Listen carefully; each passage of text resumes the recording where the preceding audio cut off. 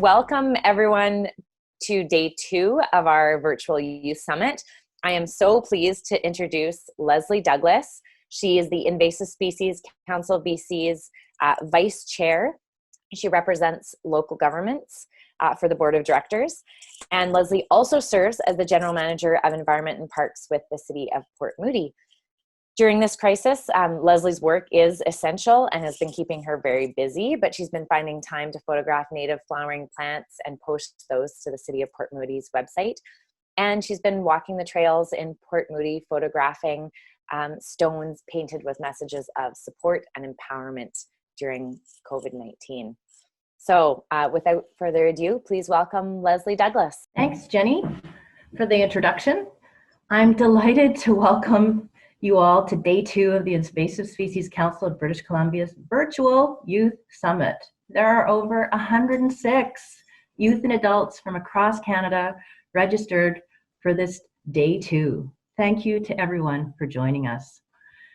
During this challenging and unprecedented time, it's inspiring to see so many people coming together for a common purpose. Today, we're excited to hear from youth panelists on issues that matter to them, to discuss community and wellness with Justin Perry, and to learn more about inspiring action through communication with Karen Brandt. This is a challenging time, but it's also a very exciting time. Today is the second day of Invasive Species Action Month here in BC. Join communities, including here in Port Moody, and individuals across our beautiful province taking action against invasive species. You can also tune in to our live content through the month on Facebook and register for our weekly webinars on bcinvasives.ca. The ISCBC's Youth Volunteer Project is funded by the Government of Canada under this Canada Services Corps. Thank you to the Government of Canada for their support. Attending a summit from home requires a few health and safety considerations. Try to set your monitor or phone at eye level to relieve neck strain. We'll be taking regular movement breaks throughout the summit. 5 minutes of walking or light stretching will aid your focus during our event. This summit is important. It serves to remind us of the larger movement we're all a part of. We're together today because we support young leaders, because we recognize the importance of volunteer service, and because we're committed to landscapes and communities free from invasive species. As you take part in today's activities, take a moment to appreciate the feeling of us all coming together in a way that lets us protect our neighbors and steward our environment at the same time. With that, I'll hand things over to Torrin Kelly, who's a youth facilitator with the Invasive Species Council of British Columbia, responsible for the Cariboo region. Torrin will introduce a short film. Over to you, Torrin. Yes, thanks a lot, Leslie. Great introduction. I'm so happy to be able to start today's festivities off with a great video that we have been putting together with a studio called Bunch of Carrots. So this inspiring short video, we hope will help reach any and all other potential volunteers across BC to join our program. And so please, after the summit, please share this video wildly, and we will put a link in the chat for you to do so.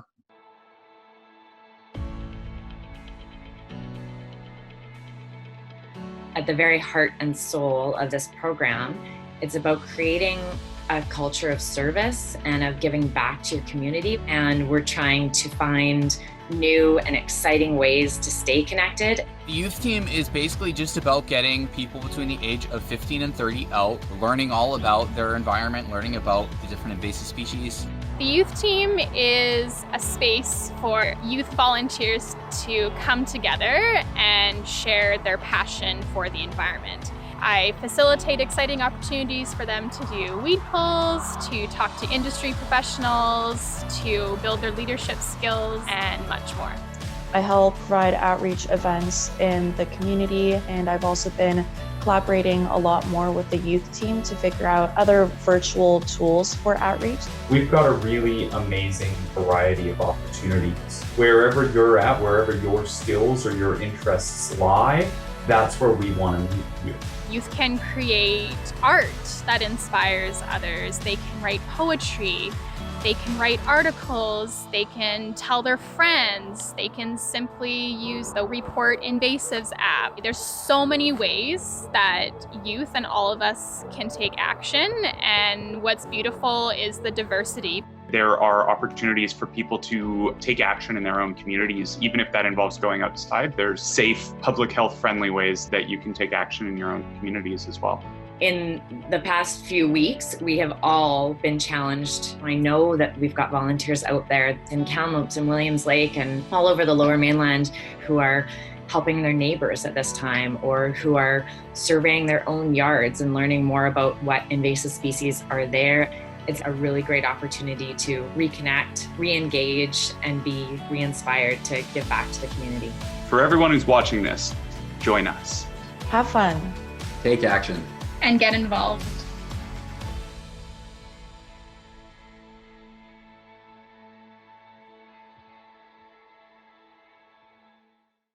Love that video. Awesome. So if anyone has any questions, I'd love to answer them for you. If not, we had such a great time filming that video, putting that video together. It's been a real pleasure learning kind of in this odd time what it's going to take to get people connected. And we're hoping to reach out to you guys and get some more of that as well. And yes, please do share that video. We're hoping to reach out and get anyone who might be interested in this to join on and get some input from them to see how we can go to where they're at and use the skills that they have and the interests that they have to help their communities. Yeah, I really enjoyed the experience. It was definitely a first for me. I've never had the opportunity to collaboratively film a video from all different parts of BC. And yeah, my husband was nice enough to come out and help me for a couple hours. And thankfully, we were able to find some quiet spots in Kamloops to shoot some great video. I had a great time making the video. I have thought about how our program could use more video communications and have tried to do it a bit myself, but getting to work with a real pro like Chris and to work collaboratively as a group was a really cool experience. And I'm just so thrilled with the final product too. I mean, it's pretty slick, it looks good, it sounds good. So yeah, it's been really fun. Yeah, and I really hope the video came over super clear over the Zoom. I know there might be a bit of a delay, especially when I can't get the audio working, but I'm glad we got there. Like I said, if you want to take a look at the video after the summit, that link has already been put into the chat. It was a great time to put that together. So if there's no questions for me in the chat, I guess we will move on to our next agenda item. So our next agenda item for the day is going to be this amazing youth panel. Supporting youth leaders can be done in many ways. For us, that means amplifying our youth's voice.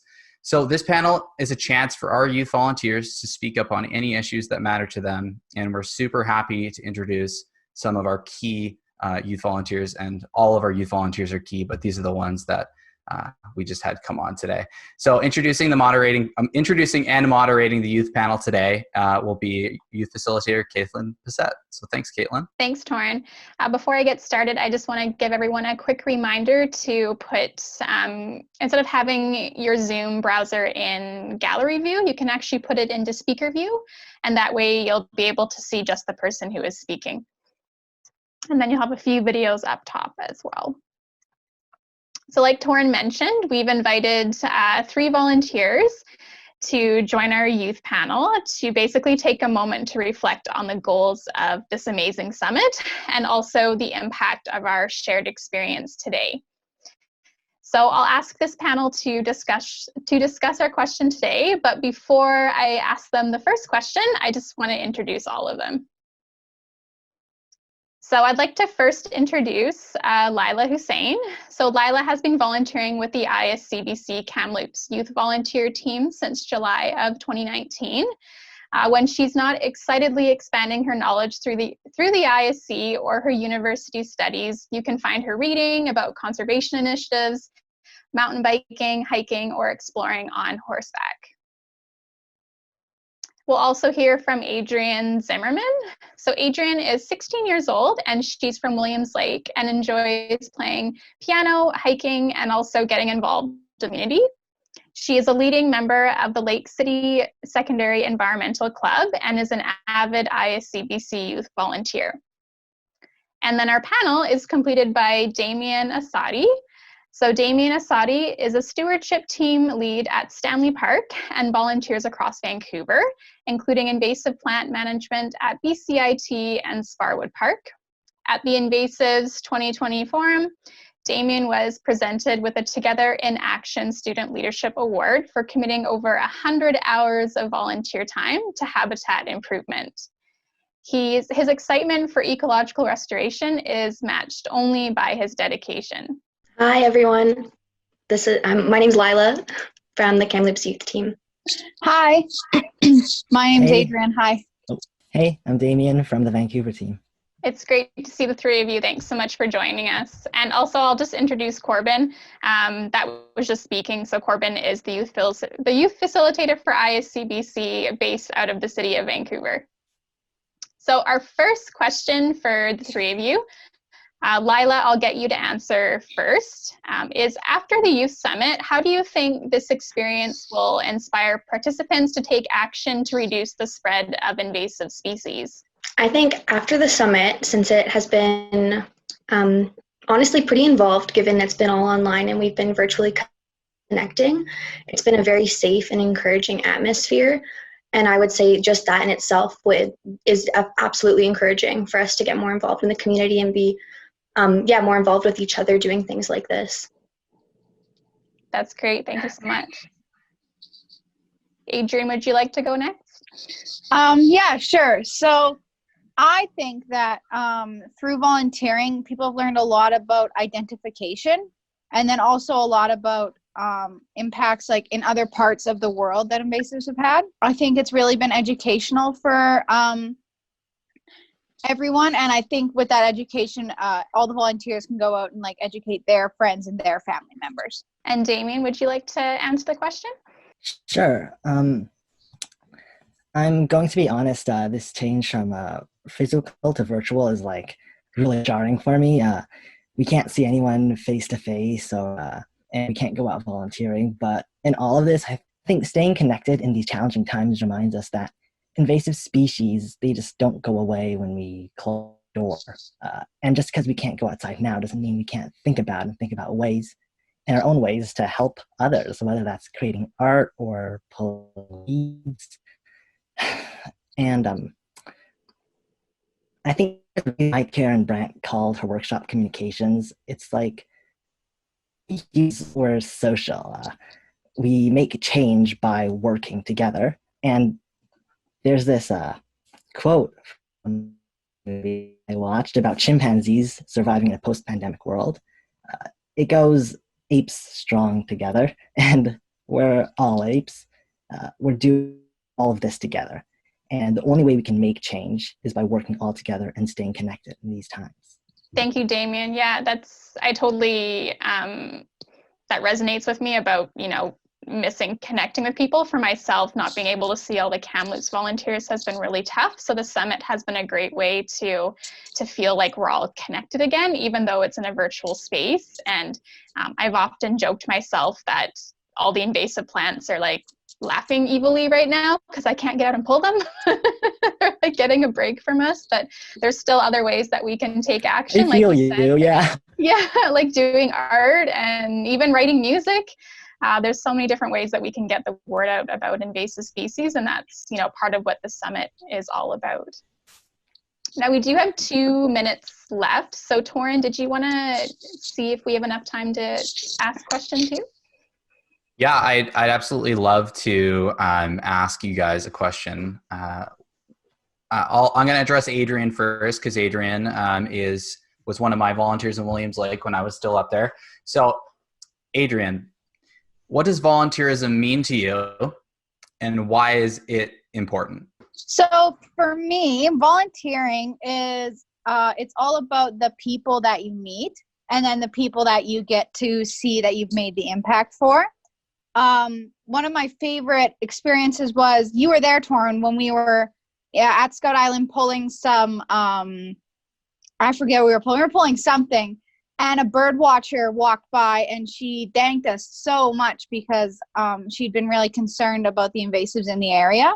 Yeah, I have to say that was probably one of the biggest highlights for me too. We were out there pulling burdock at Scott Island, and I think I had actually that same day were explaining to you guys how burdock and how birds and bats can actually get stuck in this burdock. So I know a lot of birders myself, and yeah, it's I was super happy to see an avid birder come up to us and just kind of give us a pat on the back. That was a really great day. Awesome. Damien, do you wanna try to go next? For me, it's about passion. I've been a team lead at Stanley Park for over a year now, and I've come to almost every single event that they've put out as a volunteer. There's this quote that if you love your job, you won't need to work a day. And it might not be my job or anyone of these volunteers' jobs, but if you love it, then you never know.